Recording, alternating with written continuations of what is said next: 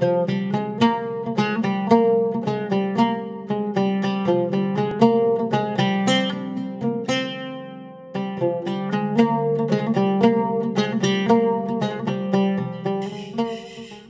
আলাইকুম প্রিয় দর্শক, আসলে আমি কোনো হস্তশিল্পের কাজ জানি না। এই জায়গায় বসছি আপনাদেরকে দেখানোর জন্য। মূলত আজকে দেখাবো যে একজন নারী কিভাবে এই পাট যে সোনালী আঁশ, সেই আঁশের মাধ্যমে আমাদের যে হস্তশিল্প আছে সেগুলো তৈরি করার মাধ্যমে এগুলো কিন্তু বাংলাদেশের বাইরে রপ্তানি হয়ে থাকে। তো আপুকে দেখতে পাচ্ছেন, উনি কিন্তু ওনার যে দক্ষতা, এই দক্ষতার মাধ্যমে অলরেডি 2টা অ্যাওয়ার্ডও পাইছে। তো এই জায়গায় যেটা তৈরি করতেছে এটা হচ্ছে বলা হয় টেবিল ম্যাট।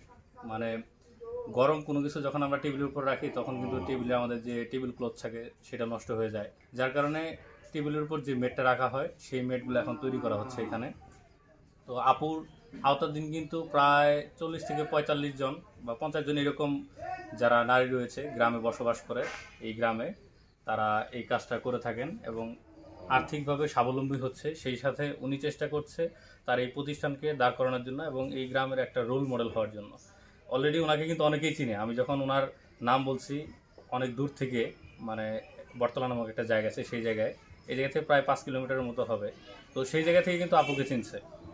তো একজন নারী কিভাবে তার এই উদ্যোক্তা হয়ে ওঠার যে গল্প, সেটা আজকে আপনাদের মাঝে শেয়ার করব। তো দেখতে থাকুন ভিডিওটা শেষ পর্যন্ত। দেখেন কত নিপুণভাবে তৈরি করতেছে।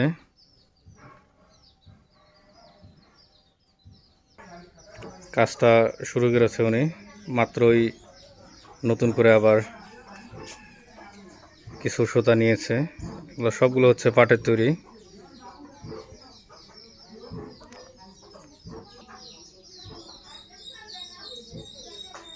কয়টা করে নেওয়া লাগে?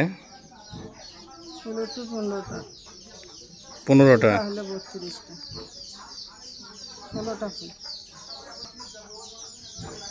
যেটা বানাইতেছেন এটার নাম কি? Table runner. এটা টেবিলের উপর রাখে যে গরম কোনো কিছু রাখার জন্য।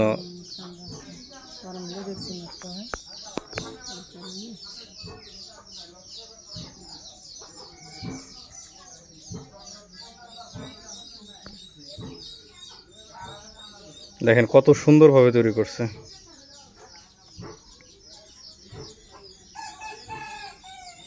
আমাদের দেশে এখনও কিন্তু হস্তশিল্পের ব্যাপক চাহিদা আছে, আর বেশিরভাগ এই হস্তশিল্পের সাথে জড়িত থাকে কিন্তু আমাদের এই নারীরাই।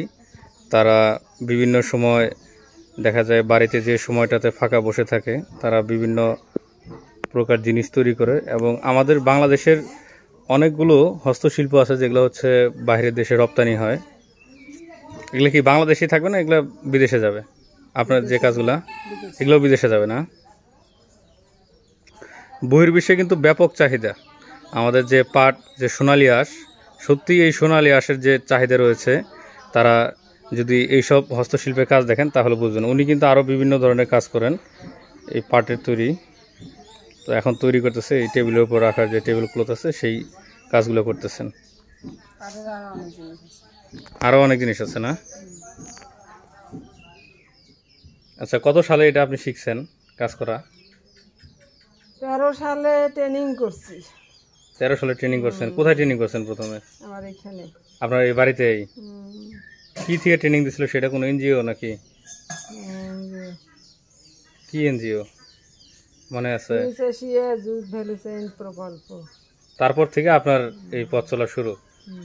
আপনার এই জায়গায় এখন কতজন কাজ করে? 40-50 জন। এরকম অর্ডার কি আপনারা নিয়ে আসেন নাকি ওনারা এসে দিয়ে যায় অর্ডার? ওনারা দিয়ে যায়, সেই সাথে সুতাও দিয়ে যায়।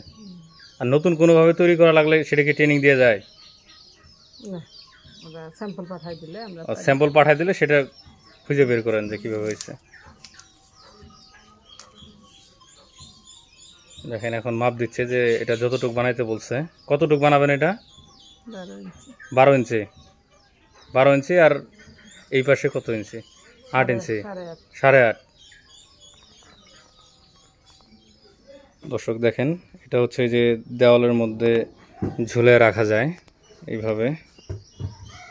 সেই সাথে এই জায়গায় পকেট আছে, 2টা পকেট, এগুলোর মধ্যে বিভিন্ন জিনিস রাখতে পারবেন। তো আপুর তৈরি করা আরও বেশ কিছু জিনিস আছে, সেগুলো আমরা এখন দেখব।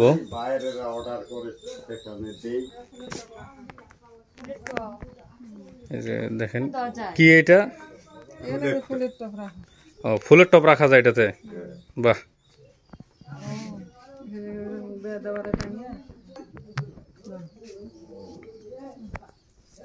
ট্রাঙ্ক ভর্তি হচ্ছে তার বিভিন্ন ধরনের জিনিস।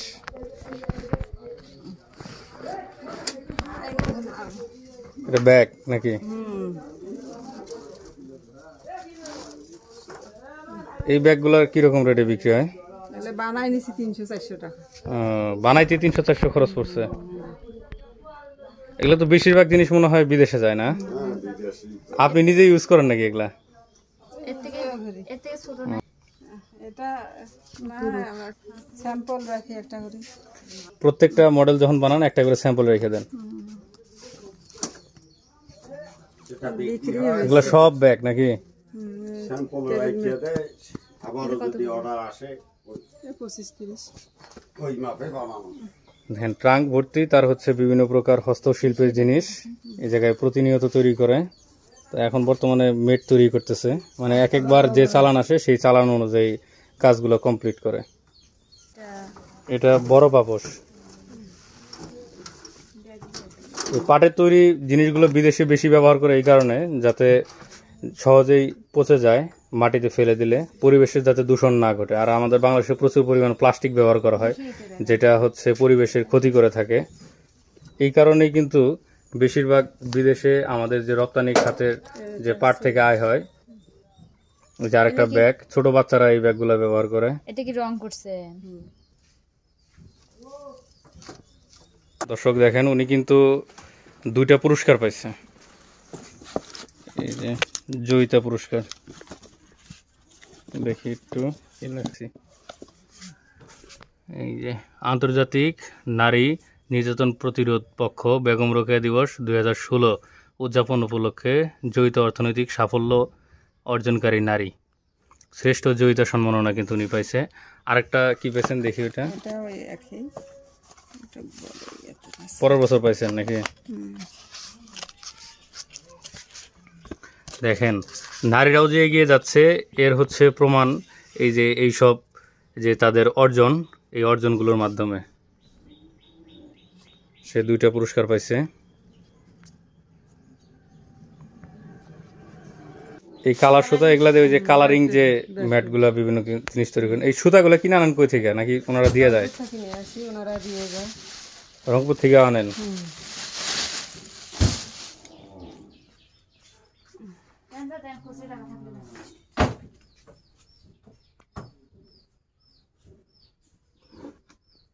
আপনার প্রতিষ্ঠানের নামটা জানি কি?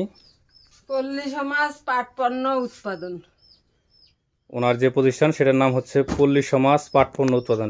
তার মানে উনি যা কিছু তৈরি করে সমস্ত কিছু পাট দ্বারা তৈরি করে।